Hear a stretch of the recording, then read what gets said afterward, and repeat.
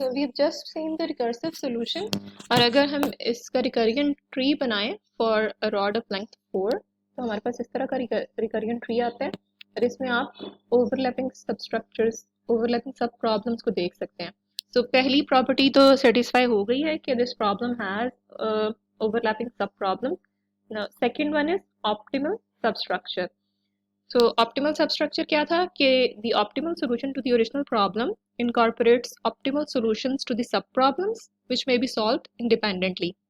So हम सब problems को solve करते हैं independently और उनके जो optimal solutions हैं उनको combine करके final जो हमारी problem है उसका solution construct कर सकते हैं या नहीं. आपके पास लेट से एक रॉड है, ठीक है, और पहला कट जो आपने किया है दैट इज एट के इंचेस और बाकी रिमेनिंग आपके पास n माइनस के इंचेस का रॉड बच गया, ठीक है. सो जो पहला कट है उसकी प्राइस क्या होगी पी के, क्योंकि वो के इंचेस पे आपने किया. और रिमेनिंग है let the price of the remaining piece of length n minus K B X, ठीक है, उसको हम x कह देते हैं. तो और जो हमारा ऑप्टिमल सॉल्यूशन है इस रॉड कट का let's say it is O is equal to P K plus X, ठीक है. पी के आपके पास है फर्स्ट कट की प्राइस और एक्स है रिमेनिंग रॉड की प्राइस. सो हमारा क्लेम क्या है, suppose that we know that the optimal solution makes the first cut to be length K, then the optimal solution consists of an optimal solution to the remaining piece of the length n minus k plus the first piece.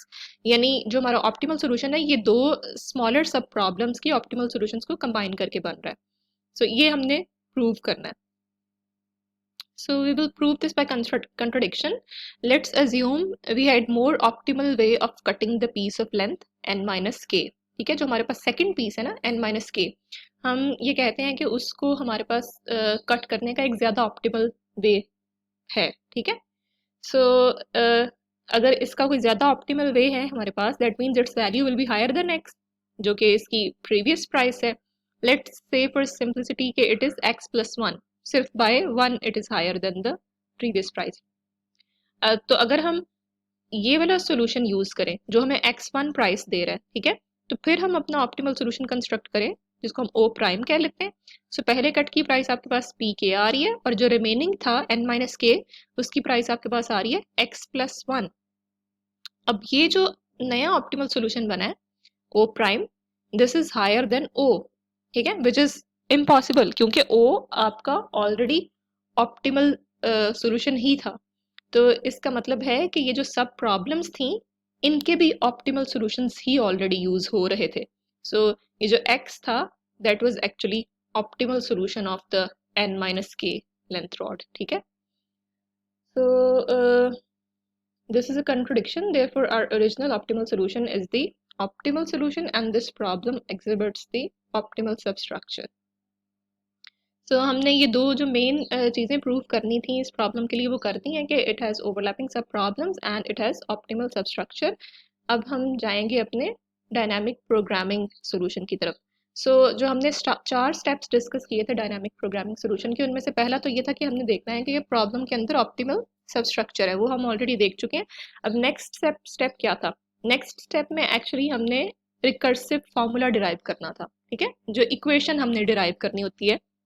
So again to remind you guys, ये recursive का जो word आ रहा है इसके अंदर इसका मतलब ये नहीं है कि ये रिकरियन है, ठीक है, लेकिन इस फॉर्मूला को रिकर्सिव फार्मूला कहते हैं. सो जब आपको एक प्रॉब्लम दी जाएगी और आपसे कहा जाएगा कि इसका रिकर्सिव फार्मूला दें डायनामिक प्रोग्रामिंग का, तो आपने जो डायनामिक प्रोग्रामिंग का फार्मूला होता है, जो इक्वेशन आपके पास आती है वो देनी है, रिकर्सिव सोल्यूशन या ब्रूट फोर्स सोल्यूशन नहीं देना. Okay, so now we will see the recursive definition of our dynamic programming solution. So let's define Ri as the price of the optimal cut of a road up until length I, ठीक है. I length तक जो हमने rod cut किया है उसकी optimal price है Ri. ये actually एक array का index है, ith index. So you have an array R और उसकी ith इंडेक्स के ऊपर ये ऑप्टिमल प्राइस पड़ी हुई है, ठीक है. So R I is the price of the optimal cut of rod up until length I. Let pk be the value of a cut at length k. ठीक है, ये दो तीन चीजें हम डिफाइन करेंगे, फिर इनको हम अपने प्रूफ में यूज करेंगे. So we define the smallest sub problems first, क्योंकि डायनामिक प्रोग्रामिंग हम बॉटम अप तरीके से करना चाह रहे हैं, तो हम जो हमारी सबसे छोटी सब प्रॉब्लम्स हैं वो पहले डिफाइन करेंगे and store their solution. So if we have a rod of length n, तो उसके अंदर स्मॉलर सब प्रॉब्लम्स कौन सी होंगी? सबसे छोटी सब प्रॉब्लम कौन सी होगी? Rod of length 1. ठीक है, फिर अगली सब प्रॉब्लम क्या होगी? Rod of length 2, then rod of length 3, length 4, length 5 up to length n. So ये सारी हमारी सब प्रॉब्लम्स होंगी. और ये जो एरे हमने बनाई है आर आई, इसमें हम एक्चुअली इन सब प्रॉब्लम्स के सॉल्यूशन सेव कर रहे होंगे. सो पहली सब प्रॉब्लम क्या है, जो स्मॉलेस्ट सब प्रॉब्लम है, it is rod of length 1. So R1 के अंदर आपके पास ऑप्टिमल सॉल्यूशन सेव हुआ होगा 1 इंच के रॉड को कट करने का. और 1 इंच का रॉड है तो आप उसमें कोई भी कट नहीं कर सकते, क्योंकि आप 1 2 3 इसी तरह के इंचेस पे कट लगा सकते हैं ना. तो उसमें एज इट इज उसकी प्राइस आ जाएगी, वही आपका ऑप्टिमल कट होगा फॉर रॉड ऑफ लेंथ 1. और R2 के अंदर आपके पास जो 2 इंचेस का रॉड होगा उसके ऑप्टिमल कट्स का सोल्यूशन पड़ा होगा. यानी 2 इंच का अगर आपके पास रॉड हो तो उसको आप किस तरह से कट करें कि आपको मैक्सिमम रेवेन्यू मिल रहा हो, वो आपके पास सेव होगा R2 के अंदर. और लेट्स से R5 की हम बात करते हैं. R5 के अंदर किसका सोल्यूशन होगा?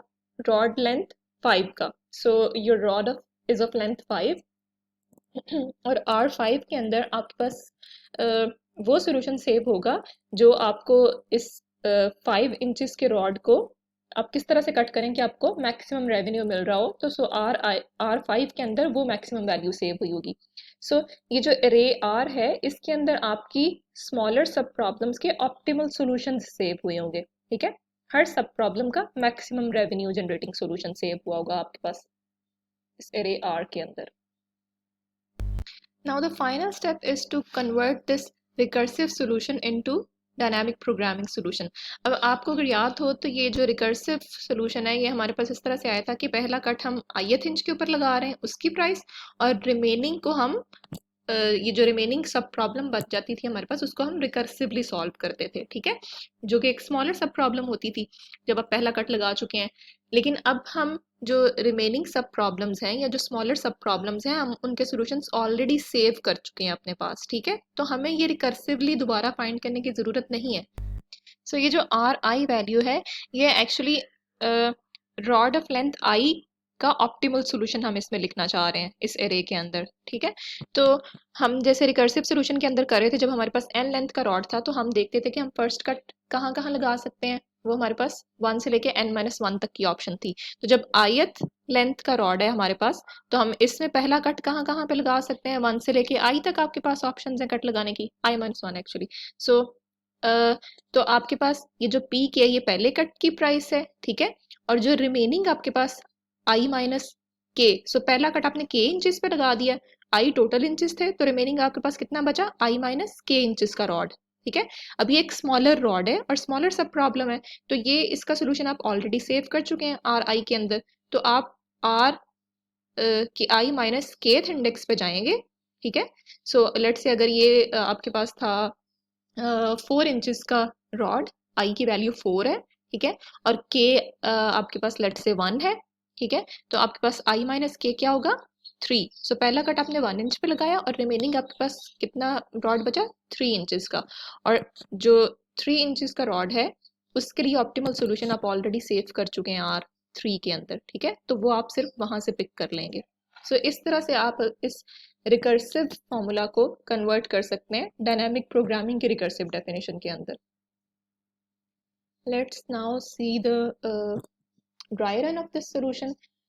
सो आपके पास ये वही प्रीवियस एग्जांपल है जो हम कंसीडर कर रहे थे. आपके पास ये लेंथ ऑफ रॉड है इन इंचेस और ये आपके पास इनकी प्राइसेस हैं और आपने ये अपनी रिकर्सिव डेफिनेशन डिफाइन की है. ठीक है, तो ये जो पहला है i is equal to 1, R1 क्या क्या वैल्यू होगी? 1 इंच का रॉड है तो इसके लिए आपके पास ऑप्टिमल सॉल्यूशन इज 1, प्राइस 1 है आपके पास. अगर 2 इंचेस का रॉड हो तो इसके लिए ऑप्टिमल सॉल्यूशन क्या होगा आपके पास? इस रिकर्सिव डेफिनेशन के according k is equal to 1 पहली वैल्यू हो सकती है और k is equal to 2 is the second value. So अगर इस सोल्यूशन में इसके अंदर आप देखें दिस बिकम्स p1 और ये जो सेकंड आपके पास r का जो इंडेक्स है दैट बिकम्स r1 जो आप ऑलरेडी फिल कर चुके हैं, ठीक है, क्योंकि वो स्मॉलर सब प्रॉब्लम है और इसकी वैल्यू आपके पास क्या आ रही है 2 और k इज इक्वल टू 2 यानी आप रॉड को कट कर ही नहीं रहे, ठीक है। सो k इज इक्वल टू 1 का क्या मतलब है कि आपने कट लगाया है 1 इंचेस के ऊपर, 2 इंचेस का टोटल आपके पास रॉड है और आपने 1 इंच के ऊपर कट लगाया है। और k इज इक्वल टू 2 का मतलब है कि आपने रॉड को कट नहीं किया क्योंकि वो 2 इंचेस है ना, तो आपने उसको कट ही नहीं किया। सो उसकी प्राइस आपके पास क्या आ रही है P2 इज इक्वल टू 5। तो इनमें से आपने मैक्सिमम वैल्यू यहाँ पे राइट कर देनी है। सो this is the value of R2, ठीक है, optimal solution for rod of length 2। अब जब आपने रॉड लेंथ 3 के लिए ऑप्टिमल सॉल्यूशन निकालना है तो k की वैल्यूज क्या हो सकती हैं 1 2 3, ठीक है, और ये इक्वेशन क्या बन जाएगी आपके पास P1 प्लस R2 यानी आपने कट लगाया है 1 इंच के ऊपर और रिमेनिंग आपके पास बच गया 2 इंचेस। 2 इंचेस के रॉड का ऑप्टिमल सॉल्यूशन आप सेव कर चुके हैं अपने पास, तो दिस बिकम्स 6। फिर आपने कट लगाया है 2 इंचेस के ऊपर, ठीक है, और आपके पास पहला 2 इंचेस का पीस आ जाता है, उसकी प्राइस आप यहाँ से देख सकते हैं और रिमेनिंग 1 इंचेस का है जो आप ऑलरेडी सॉल्व कर चुके हैं, तो इससे आपके पास 6 आ जाता है। और फिर 3 क्या आपको बता रहा है कि आप रॉड को कट नहीं कर रहे, so this becomes P3 is equal to 8, तो इसमें से मैक्सिमम वैल्यू आप सेव कर देंगे। And then for R for rod of length 4 उसके लिए भी आप इसी तरह से सॉल्व कर सकते हैं, ठीक है। सो इस तरह से आप इस टेबल को फिल कर सकते हैं। सो आपने क्या किया कि आपका जो रिकर्सिव, अच्छा ये तो आपने रिकर्सिव डेफिनेशन अभी बनाई थी, ये वाली, इसको हम रिकर्सिव डेफिनेशन कहते हैं या इक्वेशन ऑफ डायनामिक प्रोग्रामिंग, ठीक है, ये तो भी आपके डायनामिक प्रोग्रामिंग सॉल्यूशन की रिकर्सिव डेफिनेशन थी। अब हमने इसको कन्वर्ट करना है प्रॉपर एल्गोरिदम के अंदर। सो अच्छा, ये जो हम रिकर्सिव फार्मूला बना लेते हैं ना, यूजुअली हमें सिर्फ इसके अराउंड लूप्स पुट करनी पड़ती हैं और हमारा सॉल्यूशन आ जाता है। सो अगर हम इसकी बात करें तो इसके अंदर कौन कौन सी लूप्स हो सकती हैं अगर हमने ये आर आई फिल करना हो, रे आर फिल करनी है। एक तो लूप होगी आई के ऊपर, जो आई क्या है लेंथ ऑफ द रॉड 1 से लेके 9 तक है अगर, तो ये एक लूप ये होगी। अगर n साइज का रॉड है तो 1 से लेके n-1 तक होगी, ठीक है, और फिर सेकंड लूप k के ऊपर होगी, ठीक है। तो so r is equal to 0 is equal to 0, ठीक है, जब रॉड लेंथ 0 है, ठीक है, this is a base case. So R010 stores the computed optimal values. For j is equal to 1 to n, you have to do this. Consider problems in increasing order of size. Bottom up approach. I is equal to, so j is equal to 1 to n आपको बता रहा है so आपकी सब problem का size, ठीक है, ये i जो हमने प्रीवियसली जिसको i कहा हुआ था, और ये जो i है दिस इज एक्चुअली k जो हमने यहाँ पे k डिफाइन किया था जो कि i तक जा रहा था, ठीक है। इस i को हमने अपने सोल्यूशन में j कह दिया है और ये जो k है इसको i कह दिया। So this is how it works. j is equal to 1 to n and i goes from i to j, और ये हमारे पास वो जो फाइनल इक्वेशन थी उसको हमने इस लूप के अंदर लिख दिया। सो इस तरह से हम आर एन को फिल कर सकते हैं और जो सॉरी आर को फिल कर सकते हैं, जो इसका लास्ट इंडेक्स होगा आर एन nth इंडेक्स, उसके ऊपर एक्चुअली आपकी ओरिजिनल प्रॉब्लम का सोल्यूशन पड़ा होगा और वो आपने कंप्यूट कैसे किया स्मॉलर सब प्रॉब्लम्स के सॉल्यूशंस को यूज करके। तो इसकी टाइम कम्प्लेक्सिटी अगर हम देखें तो that becomes n square, you have 2 loops और एक लूप n तक जा रही है, ठीक है, और ये जो प्रीवियस लूप है ये n तक तो नहीं जा रही, एक्चुअली j तक जा रही है, तो इसकी वैल्यू होगी 1 फिर 2 फिर 3 फिर अप टू n।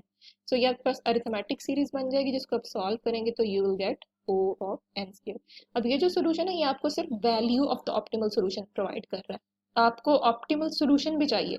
इस केस में वैल्यू क्या है, जो रेवेन्यू आप जनरेट कर रहे हैं, ये थर्ड स्टेप है आपकी डायनामिक प्रोग्रामिंग का, value of the optimal solution, and this is the fourth step जिसमें ऑप्टिमल सोल्यूशन भी आपने देना होता है, मतलब आपने वो कट्स कहाँ कहाँ लगाए हैं, तो उसके लिए आप यहाँ पे वो कट्स साथ साथ सेव भी करते जाएंगे और फिर आप उनको प्रिंट करा सकते हैं।